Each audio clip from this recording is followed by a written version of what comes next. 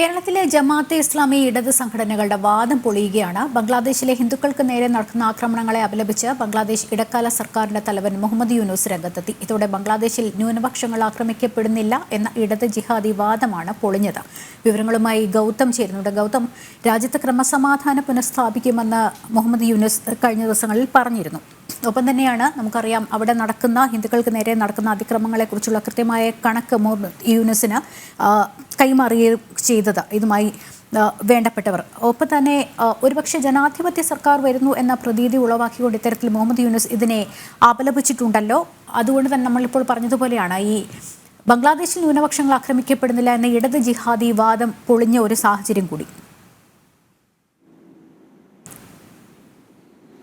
ലക്ഷ്മി, കേരളത്തിലെ ജമാഅത്തെ ഇസ്ലാമിയും അതോടൊപ്പം തന്നെ ഇടത് സംഘടനകളും വാദിക്കുന്നത് ഈ ബംഗ്ലാദേശിൽ ഹിന്ദുക്കൾക്ക് നേരെ കാര്യമായ അക്രമ സംഭവങ്ങളൊന്നും നടക്കുന്നില്ല, ഇത് കേവലം പ്രൊപ്പഗണ്ട അതല്ലെങ്കിൽ പ്രചരണം മാത്രമാണ് എന്നുള്ളതായിരുന്നു. ധാരാളം ദൃശ്യങ്ങൾ സഹിതം ബംഗ്ലാദേശിൽ നിന്നും പുറത്തു വരുന്നുണ്ട്. ക്ഷേത്രങ്ങൾ തീയിട്ട് നശിപ്പിക്കുന്നതും അതുപോലെ തന്നെ ഹിന്ദു സ്ത്രീകളെ കൂട്ടത്തോടെ ബലാത്സംഗം ചെയ്യുകയും അവരെ പൊതുമധ്യത്തിൽ അധിക്ഷേപിക്കുകയും ഒക്കെ ചെയ്യുന്ന ധാരാളം ദൃശ്യങ്ങൾ ബംഗ്ലാദേശിൽ നിന്ന് പുറത്തു വരുന്നുണ്ട്. എന്നാൽ അതിനെയെല്ലാം തള്ളിക്കൊണ്ടുള്ള വലിയ പ്രതികരണമാണ് ഈ ജമാഅത്തെ ഇസ്ലാമിയും CPM അടങ്ങുന്ന നമ്മുടെ കേരളത്തിലെ രാഷ്ട്രീയ സംഘടനകളുമൊക്കെ നടത്തിയിരുന്നത്. എന്നാൽ ഇപ്പോൾ ബംഗ്ലാദേശിൻ്റെ ഇപ്പോഴത്തെ ഇടക്കാല സർക്കാരിൻ്റെ അധികാരിയായിട്ടുള്ള അല്ലെങ്കിൽ ആ സർക്കാരിനെ നയിച്ചുകൊണ്ടിരിക്കുന്ന നോബൽ സമ്മാന ജേതാവ് കൂടിയായിട്ടുള്ള മുഹമ്മദ് യൂനിസ്, അദ്ദേഹം ഇപ്പോൾ ഈ ഹിന്ദുക്കൾക്ക് നേരെ നടക്കുന്ന അതല്ലെങ്കിൽ ബംഗ്ലാദേശിൽ ഹിന്ദുക്കളോടൊപ്പം അക്രമത്തിന് ഇരയാക്കപ്പെടുന്ന ബുദ്ധിസ്റ്റുകൾ, സിഖ് മതക്കാർ, പാഴ്സികൾ അങ്ങനെ മതന്യൂനപക്ഷങ്ങൾക്ക് നേരെ നടക്കുന്ന അക്രമ സംഭവങ്ങളെ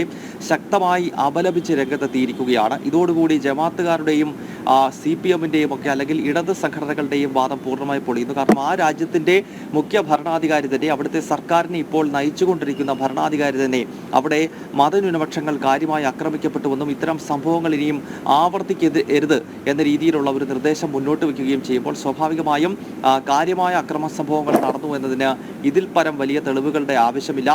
ഇതിൻ്റെ കണക്കുകൾ നേരത്തെ പുറത്തു വന്നിരുന്നു. ഏതാണ്ട് കഴിഞ്ഞ ഒരാഴ്ചക്കിടയിൽ 205 വലിയ അക്രമ സംഭവങ്ങളാണ് ഹിന്ദുക്കൾക്ക് നേരെ ബംഗ്ലാദേശിലെ 52 ജില്ലകളിൽ അരങ്ങേറിയിരിക്കുന്നത്. ആകെ ബംഗ്ലാദേശിൽ 64 ജില്ലകളാണ് ഉള്ളത്. അതിൽ 52 ജില്ലകളിൽ ഹിന്ദു ക്ഷേത്രങ്ങൾ ആക്രമിക്കപ്പെടുകയോ സ്ത്രീകൾ ആക്രമിക്കപ്പെടുകയോ പീഡനത്തിന് ഇരയാവുകയോ ചെയ്തിരിക്കുന്നു. അതല്ലെങ്കിൽ ഹിന്ദുക്കളുടെ വീടുകൾ കൂട്ടത്തോടെ തീയിട്ടിരിക്കുന്നു. ഇത്തരം സംഭവങ്ങൾ വ്യാപകമായി അവിടെ സംഭവിച്ചിരിക്കുകയാണ്. ഇതിൻ്റെ കൃത്യമായ കണക്കുകൾ സർക്കാരിനുൾപ്പെടെ ലഭിച്ചു കഴിഞ്ഞതിൻ്റെ പശ്ചാത്തലത്തിലാണ് ഇപ്പോഴത്തെ ഇടക്കാല സർക്കാരിനെ നയിക്കുന്ന മുഹമ്മദ് യൂനിസ് ഈ അക്രമ സംഭവങ്ങൾ ഇനിയെങ്കിലും നിർത്തണം എന്ന രീതിയിലുള്ള പ്രതികരണവുമായി രംഗത്തെത്തിയത്. ഇതോടുകൂടി കേരളത്തിലും അതോടൊപ്പം തന്നെ നമ്മുടെ രാജ്യത്ത് വരുന്നുകൊണ്ട് ബംഗ്ലാദേശിൽ ഇപ്പോൾ സംഭവിക്കുന്നത് ഹിന്ദു വിരുദ്ധ കലാപമല്ല എന്ന് പ്രചരിപ്പിക്കുന്ന ശക്തികൾക്ക് വലിയ തിരിച്ചടിയായിരിക്കുകയാണ്. ഗൗതം, അതാണ് കാരണം ചിറ്റഗോങ് നഗരത്തിൽ കഴിഞ്ഞ ദിവസം വലിയ റാലി നടന്നു. 10,000-കണക്കിന് ഹിന്ദുക്കൾ റാലിയുടെ ഭാഗമായി സുരക്ഷയും തുല്യതയും ആവശ്യപ്പെട്ടുകൊണ്ടായിരുന്നു പ്രതിഷേധം. മുഹമ്മദ് യൂനിസിനെ സംബന്ധിച്ച് ഒരുപക്ഷേ ഐക്യരാഷ്ട്രസഭയൊക്കെ ഇതിൽ ഇടപെടുന്ന ഒരു വിഷയം വരികയാണെങ്കിൽ അന്താരാഷ്ട്ര തലത്തിൽ കൂടി മുഖം മിനുക്കേണ്ടതുണ്ട് അല്ലെങ്കിൽ മുഖം സംരക്ഷിക്കേണ്ടതുണ്ട് എന്നതിൻ്റെ ഭാഗമായി കൂടി അത്തരത്തിൽ പ്രസ്താവന നടത്തിയത്. നമുക്ക് ഒരുമിച്ച് നിൽക്കാം, ന്യൂനപക്ഷങ്ങൾ ഈ രാജ്യത്തെ പൗരന്മാരാണ്, അവരെ ഉപദ്രവിക്കരുത്, അവരും നമ്മുടെ സഹോദരന്മാരാണ് എന്നുള്ളതൊക്കെ. ഈ ഇടത് ജിഹാദികൾ ഇനിയെങ്കിലും ഒരുപക്ഷേ ഒരു മൗനം, നിശബ്ദത ഇല്ലാതാകുമോ അവരുടേതായി എന്നുള്ളതാണ്. മുഹമ്മദ് യൂനിസിൻ്റെതായി തന്നെ ഇങ്ങനെ ഒരു പ്രസ്താവന വരുമ്പോൾ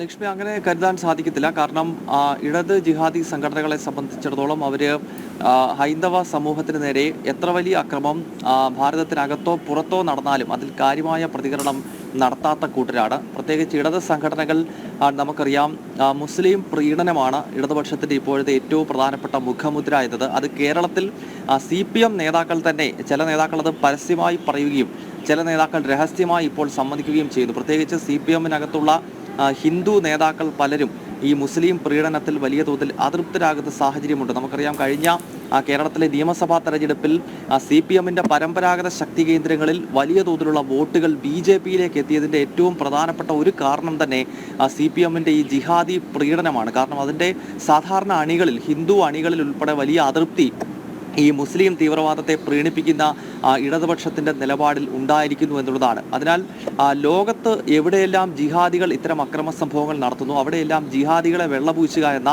ഉത്തരവാദിത്തം ഇപ്പോൾ കേരളത്തിൽ CPM ഏറ്റെടുത്തതുപോലെയുള്ള പ്രവർത്തനമാണ് കഴിഞ്ഞ കുറേ നാളുകളായി നടക്കുന്നത്.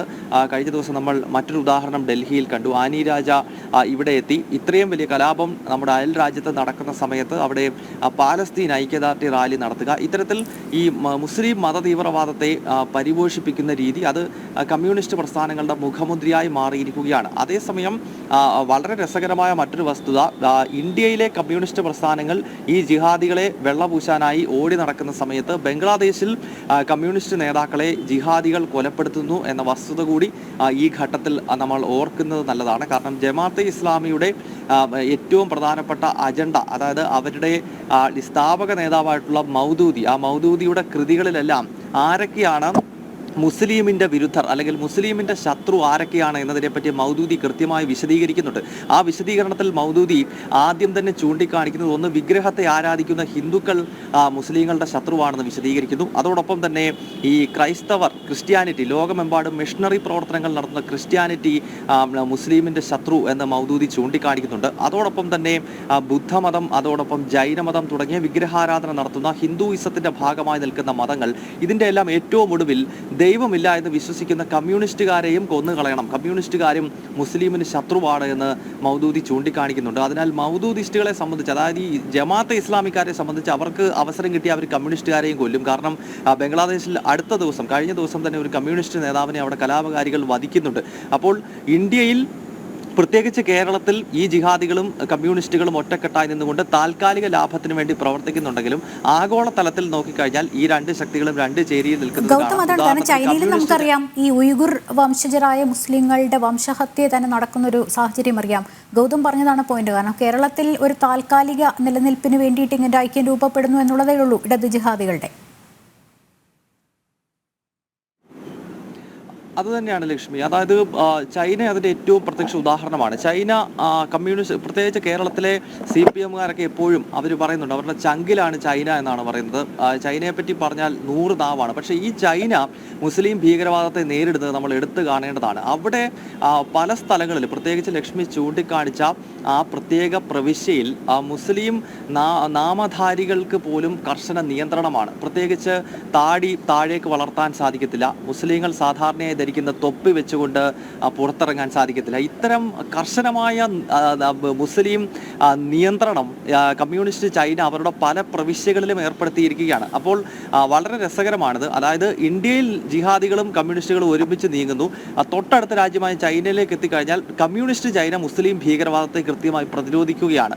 അപ്പോൾ ഇവരുടെ നിലപാട് എന്ന് പറയുന്നത് ഇന്ത്യയിൽ മുസ്ലിം ഭീകരവാദത്തെ നരേന്ദ്രമോദി സർക്കാരിന് പ്രതിരോധിക്കാൻ പാടില്ല, അതായത് അതിനെ ഇങ്ങനെ അഴിച്ചുവിടണം. പക്ഷേ കമ്മ്യൂണിസ്റ്റ് ചൈനയിൽ ഷീ ജിൻപിങ്ങിന് മുസ്ലിം ഭീകരവാദത്തെ പ്രതിരോധിക്കാം എന്ന വിചിത്രമായ നിലപാടാണ് കേരളത്തിൽ ഉൾപ്പെടെ കമ്മ്യൂണിസ്റ്റുകാർ കൈക്കൊള്ളുന്നത്. എന്തായാലും ബംഗ്ലാദേശിൽ ഇപ്പോൾ സംഭവിച്ചുകൊണ്ടിരിക്കുന്ന ഈ ഒരു കലാപത്തിൽ അവിടുത്തെ കമ്മ്യൂണിസ്റ്റ് നേതാക്കളും ഇരകളാക്കപ്പെടുന്നു എന്ന് തന്നെയാണ് നമുക്ക് ലഭ്യമാകുന്ന റിപ്പോർട്ടുകൾ. കഴിഞ്ഞ ദിവസം പ്രദീപ് എന്ന ഒരു കമ്മ്യൂണിസ്റ്റ് തൊഴിലാളി നേതാവ്, അദ്ദേഹം മാധ്യമ പ്രവർത്തകൻ കൂടിയാണ്, അദ്ദേഹത്തെ കൊലപ്പെടുത്തി എന്നത് സംബന്ധിച്ചുള്ള വാർത്തകൾ പുറത്തു വന്നിരുന്നു. ജമാഅത്തെ ഇസ്ലാമി ഈ കലാപത്തിന് പിന്നിൽ പ്രവർത്തിക്കുന്നു. നേരത്തെ നമ്മൾ സൂചിപ്പിച്ചു വന്നത് ഇതാണ്. അതായത് കേരളത്തിലും മറ്റും ജമാഅത്തെ ഇസ്ലാമിയുടെ മാധ്യമങ്ങളും മറ്റും ചൂണ്ടിക്കാണിച്ചിരുന്നത് ഇത്തരം ഒരു കലാപം ബംഗ്ലാദേശിൽ, ഹിന്ദു വിരുദ്ധ സ്വഭാവമുള്ള കലാപം അവിടെ നടക്കുന്നില്ല എന്നത് സംബന്ധിച്ചായിരുന്നു. പക്ഷേ ഇപ്പോൾ ബംഗ്ലാദേശിന്റെ ഇടക്കാല ഭരണാധികാരി തന്നെ ഈ ഹിന്ദുക്കൾക്കും അതോടൊപ്പം തന്നെ ന്യൂനപക്ഷങ്ങൾക്കും നേരെ നടക്കുന്ന അക്രമ സംഭവങ്ങളെ അപലപിച്ച് രംഗത്തെത്തിയിരിക്കുകയാണ്. യെസ്, ഒപ്പം തന്നെ നമുക്കറിയാം ഭാരതം ഇതിലെടുത്തൊരു നിലപാട് നമുക്കറിയാമല്ലോ ഗൗതം. നേരത്തെ സൂചിപ്പിച്ച പോലെ RSS, VHP ഒപ്പം തന്നെ ഹൈന്ദവ സംഘടനകളൊക്കെ അവിടുത്തെ ഹിന്ദുക്കളുടെ സംരക്ഷണത്തിന് വേണ്ടി ആവശ്യപ്പെട്ടുകൊണ്ട് മുന്നോട്ട് വന്നിരുന്നു. അത് ഭാരത സർക്കാർ അത് ഉറപ്പാക്കണമെന്ന്. അത്തരത്തിൽ ഭാരത സർക്കാരിനെ പിണക്കാനാകാത്തൊരു സാഹചര്യം കൂടി ഈ ഇടക്കാല സർക്കാരിനുണ്ടല്ലോ. അതുകൂടി ഈ മുഹമ്മദ് യൂനുസിന്റെ പ്രസ്താവനയെ കൂട്ടി വായിക്കാം. ലക്ഷ്മി, ഭാരതത്തിൻ്റെ ഭാഗത്തു നിന്നുള്ള സമ്മർദ്ദം അതിൻ്റെ മറ്റൊരു കാരണമാണ്. കാരണം ഭാരതത്തിൽ വലിയ പ്രതിഷേധം ഈ ബംഗ്ലാദേശിൽ നടന്നുകൊണ്ടിരിക്കുന്ന ഹിന്ദു വംശഹത്യക്കെതിരെ ഉയരുകയാണ്. പ്രത്യേകിച്ച് രാഷ്ട്രീയ സ്വയംസേവക സംഘം കഴിഞ്ഞ ദിവസം ഈ വിഷയം ഏറ്റെടുക്കുന്ന ഒരു പശ്ചാത്തലമുണ്ടായി. കാരണം RSS ഭാരതത്തിൽ മാത്രമല്ല ലോകത്തിലെ തന്നെ ഏറ്റവും വലിയ സാംസ്കാരിക സംഘടനയാണ്. അതായത് ഏറ്റവും അധികം സംഘടനാ സംവിധാനമുള്ള, ഏറ്റവും അധികം വോളണ്ടിയർമാരുള്ള ലോകത്തിലെ ഏറ്റവും വലിയ സംഘടനയാണ്. ആ സംഘടന കഴിഞ്ഞ ദിവസം ഔദ്യോഗികമായി തന്നെ ബംഗ്ലാദേശിലെ ഹിന്ദു വംശഹത്യ തടയുവാൻ വേണ്ട നടപടികൾ ഹിന്ദു രാഷ്ട്രമായ ഭാരതത്തിന്റെ ഭാഗത്ത് നിന്നുണ്ടാകണം എന്ന ആഹ്വാനം നടത്തി കഴിഞ്ഞിരിക്കുന്നു. RSSന്റെ സർക്കാർ വിഭാഗ് ദത്താത്രേയ ഹൊസബളയാണ് ഇക്കാര്യം ആവശ്യപ്പെട്ടിരിക്കുന്നത്. ഒപ്പം മറ്റൊരു പരിവാർ പ്രസ്ഥാനമായ വിശ്വ ഹിന്ദു പരിഷത്തും ഇതേ ആവശ്യം ഉന്നയിച്ച് രംഗത്തെത്തുകയും VHPയുടെ വലിയ പ്രതിഷേധം രാജ്യവ്യാപകമായി നടക്കുകയും ചെയ്യുകയാണ്. സ്വാഭാവികമായും ഭാരതത്തിലെ ഏറ്റവും വലിയ സംഘടനകൾ, പ്രത്യേകിച്ച് ഭാരതത്തിന്റെ തനത് സംഘടന എന്ന് വിശേഷിപ്പിക്കപ്പെടുന്ന RSS ഈ വിഷയം ഏറ്റെടുത്തതോടുകൂടി ബംഗ്ലാദേശിലെ ഭരണകൂടത്തെ സംബന്ധിച്ചിടത്തോളം അവർക്ക് ഇനിയെങ്കിലും ഇതിൽ ഇടപെട്ടേ മതിയാകൂ എന്നുള്ളതാണ്. അങ്ങനെയല്ല എങ്കിൽ അതിന് മറ്റൊരു ഡയമെൻഷൻ ഉണ്ടാകും. സ്വാഭാവികമായും അടുത്ത നീക്കത്തിലേക്ക് ഭാരതത്തിന്റെ സർക്കാരിന് പോകേണ്ടി വരും. ഈ ഒരു പശ്ചാത്തലത്തിൽ കൂടിയാണ് തീർച്ചയായും അവിടുത്തെ ഇടക്കാല സർക്കാർ ഇപ്പോൾ ഈ ന്യൂനപക്ഷങ്ങൾക്ക് നേരെയുള്ള അക്രമം അവസാനിപ്പിക്കണമെന്ന് അവിടുത്തെ തീവ്രവാദികൾക്ക് മുന്നിൽ ഇത്തരമൊരു നിർദ്ദേശം വെച്ചിരിക്കുന്നത്. ഗൗതമാണ് വിവരങ്ങൾ നൽകിയത്. കേരളത്തിലെ ജമാഅത്തെ ഇസ്ലാമി ഇടത് സംഘടനകളുടെ വാദം പൊളിയുകയാണ്. ബംഗ്ലാദേശിലെ ഹിന്ദുക്കൾക്ക് നേരെ നടക്കുന്ന ആക്രമണങ്ങളെ അപലപിച്ച് ബംഗ്ലാദേശ് ഇടക്കാല സർക്കാരിന്റെ തലവൻ മുഹമ്മദ് യൂനിസ് രംഗത്തെത്തിയതോടെയാണ് ഇത്. ഗൗതമാണ് വിവരങ്ങൾ നൽകിക്കൊണ്ടിരുന്നത്.